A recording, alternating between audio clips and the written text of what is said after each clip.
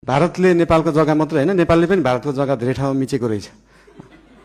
अनि यो कुरा चाहिँ अस्ति भर्खरै थाहा पायो। त्यही भएर दुईटै देशले अध्ययन गरेर हामीले मिचेको छौं उहाँहरूले मिच्नु भएको छ के छ त्यसलाई चाहिँ बसेर एउटा साथीको रूपमा समाधान गर्ने चाहिँ हामीले सोचिरहेका छौं। उपत्यकामा रहेका खोला किनारमा जुन एकदमै जोखिमपूर्ण अवस्थामा बस्नु भएको थियो उहाँहरूलाई चाहिँ अर्को ठाउँ सार्ने काम गरेको हो। हामीले उहाँहरूलाई त्यो हेर्दाखेरि तपाईहरुले हेर्दाखेरि त्यो खेदाको अवस्था देखे पनि यो 4 वर्ष अगाडिदेखि नै म स्थानीय सरकारमा हुँदा नै संघ सरकारलाई भनेको कुरा चाहिँ के थियो भन्दाखेरि उहाँहरूलाई त्यहाँबाट स्थानान्तरण गरेर होल्डिङ सेन्टरमा राखेर जो सहीमा सुकुम्बासी हुनुहुन्छ जसको चाहिँ देशभरि कतै पनि एक दूर जग्गा पनि छैन एक आना जग्गा पनि छैन उहाँहरूलाई चाहिँ त्यो जग्गाको व्यवस्थापन नेपाल सरकारले गर्नुपर्छ। त्यो हाम्रो सरकारको र हाम्रो पार्टीको मान्यता हो। त्यो उहाँहरूले पाउनै पर्छ।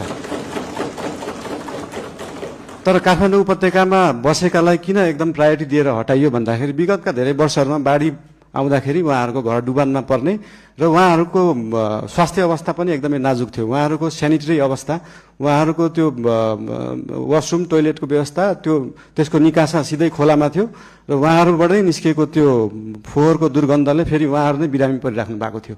त्यसले गर्दाखेरि उहाँहरू बिरामी पनि परिराख्नु भएको थियो खोला फोहोर पनि भइरहेको थियो र त्यो भन्दा सबैभन्दा ठूलो कुरा चाहिँ उहाँहरूको ज्यान जोखिममा थियो।